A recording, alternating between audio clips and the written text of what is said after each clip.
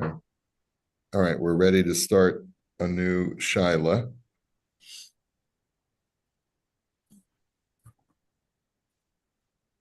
Okay. We're up to, so this is our new packet. Hi, Joby. It's our new packet. We're up to Siman Sadi Gimel. And the title of this Shaila is Ya'atz Lachavero Liknot Dolarim V'hitbarer Shahayu Mezuyafim. Person gave his friend advice to purchase dollars. Okay, we're talking, this is an Israeli Shaila, right? So his friend said, you know what, you should buy dollars now because the dollar is going to get stronger and it's a good investment, right? And then lo and behold, he discovers that the dollars were counterfeit. So what is the area of liability of the person who gave bad advice? So hitziuli liknot dolarim. So here's the shaila. They presented to me the option of purchasing dollars in Israel. Umeachar v'yesh b'shuk dolarim mizuyafim, and knowing that there in the marketplace there are counterfeit dollars out there. Bikashti mechaveri sheyichaveh et da'ato im liknotam olo. I asked my friend, what do you think? You're in the financial world. You have a familiarity with these things. Should I buy these dollars or not? You know, there's a guy who's selling dollars, and it's obviously not someone who's in the money changing, the formal money changer of the neighborhood, but he's just got this side hustle and he's selling dollars. Should I buy from this guy? Can I trust him?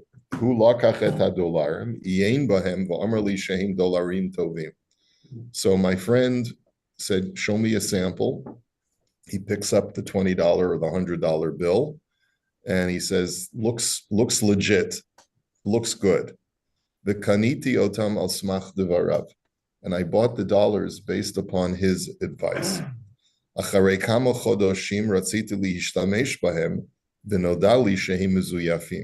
few months later, I went to try and use these dollars and use them in the marketplace. And I was told that they were counterfeit. So the shaila is, does my friend have an obligation halachically to make me whole, to pay me for the dollars that he advised me? I mean, I just asked someone for business advice, someone who's a good friend that I trust. I can't imagine that if he were to tell me, go ahead, it looks like a good investment, and then it went belly up, that I would have any kind of recrimination against him. But here, apparently, it's a little bit worse because this is a question of, is this counterfeit or not? The guy looks at them and says, they seem legitimate to me. So he's examined the merchandise itself. Is there any liability on his behalf? What do you think? Any comments before we look in the tshuva?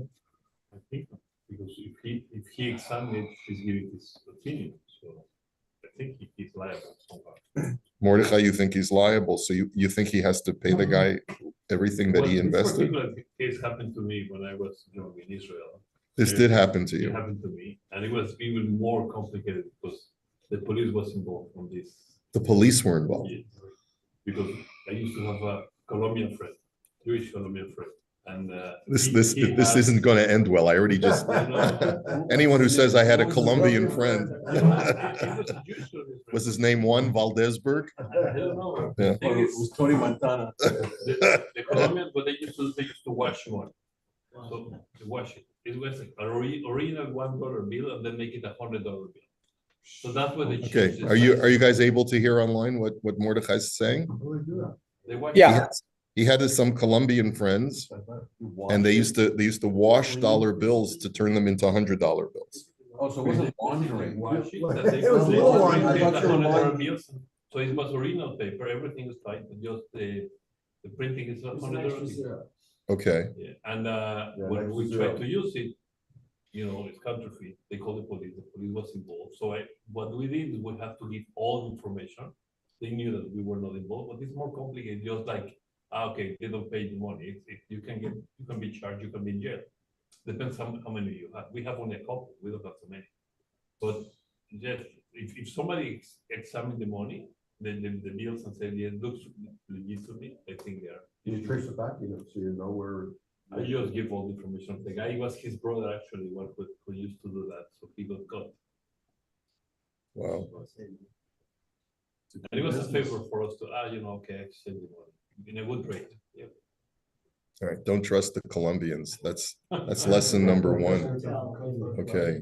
Well, it All was right. not before the cartels. So this is just. Okay. All right. Let's take a look at the tshuva. Okay. So Rav Sharaga says as follows: Hagemara b'maseches bava kama mevia ma'isa sheisha echat herata dinar l'Rebbi Chia sheyivdok la im hu tov o lo. There's a story in the Gemara where a woman came over to Rebbi Chia. She showed him a dinar, which is a coin. It's like what we would maybe like a $10 coin, something like that in today's vernacular. She asked him to examine it. Is this a good coin or not? Amar la Rebbi Chia shedinar zeh me'uleh. So Rebbi Chia said, looks legit.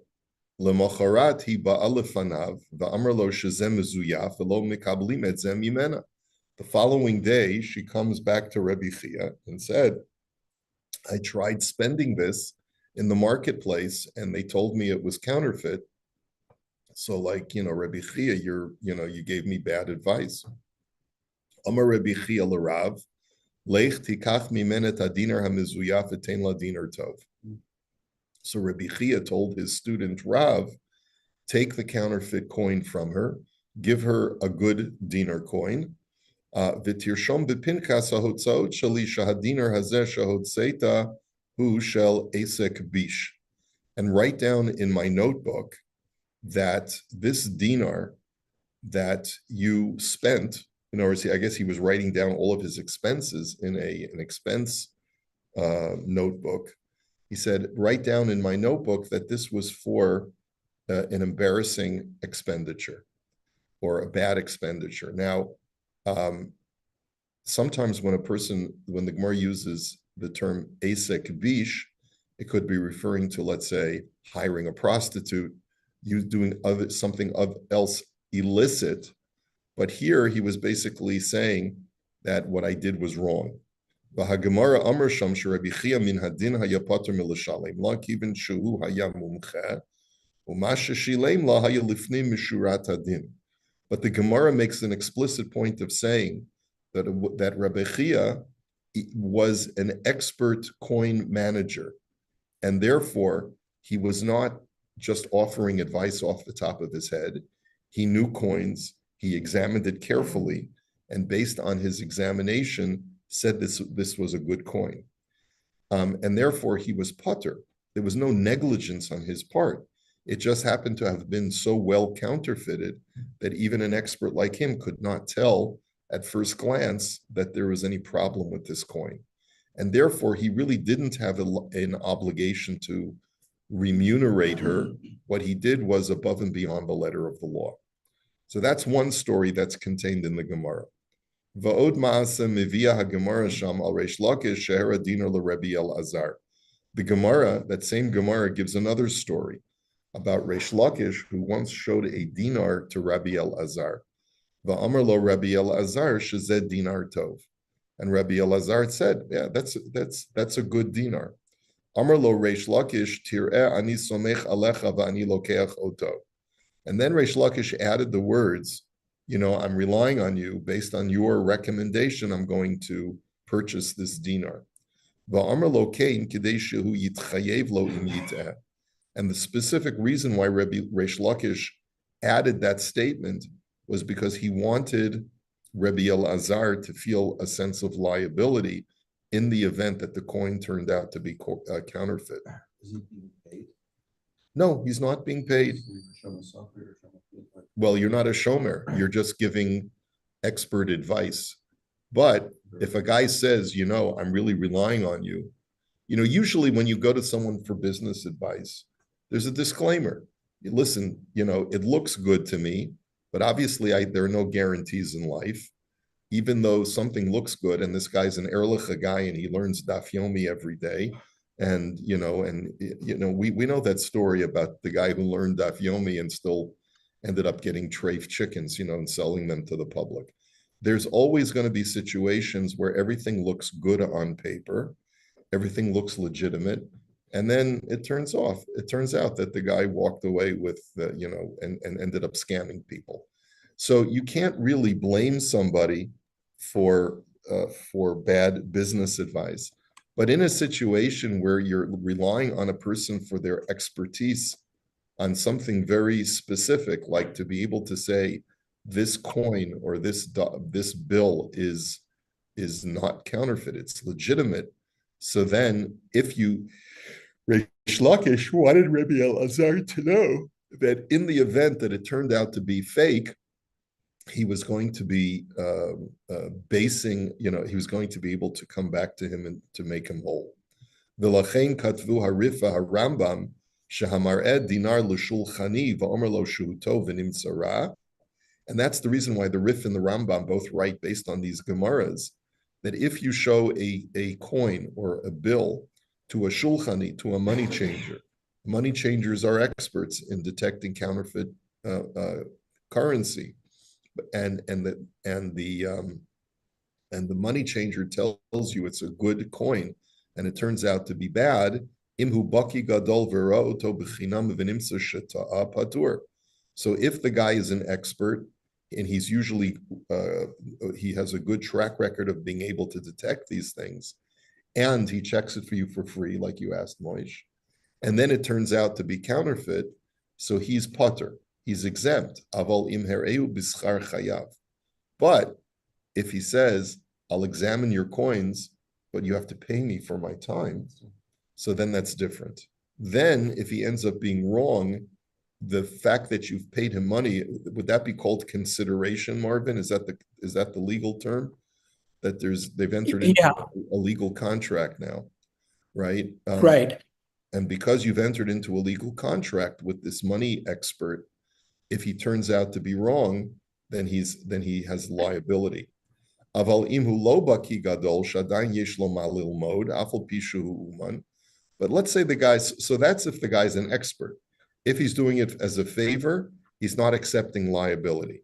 If he's doing it for payment, then he is accepting liability. If he's not an expert, even though he's a businessman, but he still has a lot to learn, chayav afilu b'chinam, then he should never have signed off on the currency.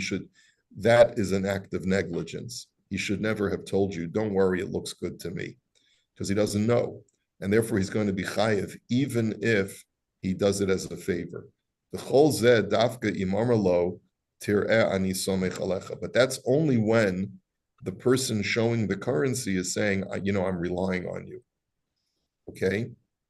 And as the Makor Baruch says, V'hainu mishum dim lo amar kain, and the reason why the person with the money has to say, I'm relying on you, is because if he doesn't say that, yochol lomar lo chashavti shata somich rak alai v'chashavti shetivtok am etzel acherim v'lachein lo dikdakti heitev badavar.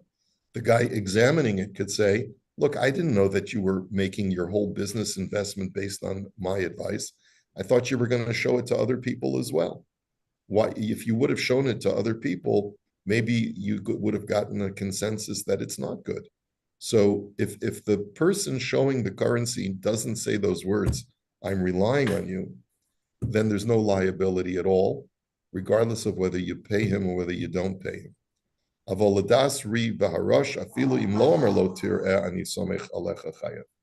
that's only according to the Rif and the Rambam.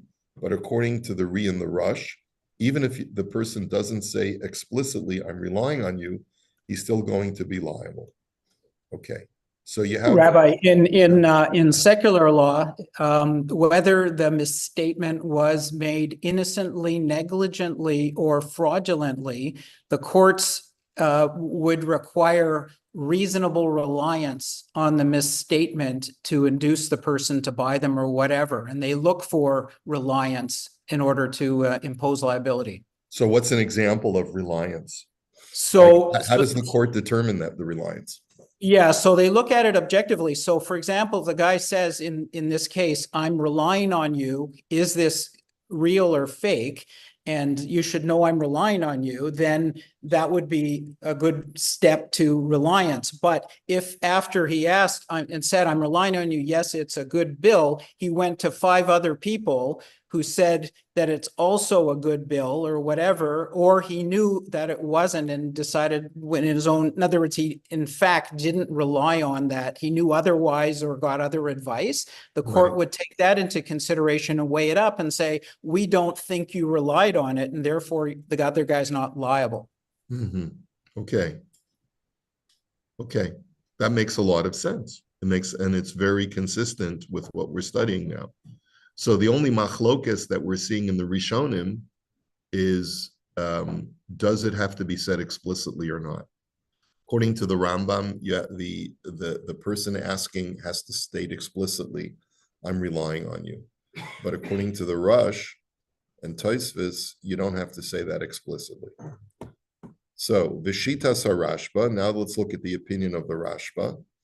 She'adam shehu baki ma'od. Oh, wait a minute. Oh, I'm sorry. We have to go with Rosh Chodesh. So have a Chodesh Tov, everybody. And we normally don't stop at this time, but we stop today. Have a good Chodesh, everyone, and we'll pick this up on Monday. Take care. Shabbat Shalom.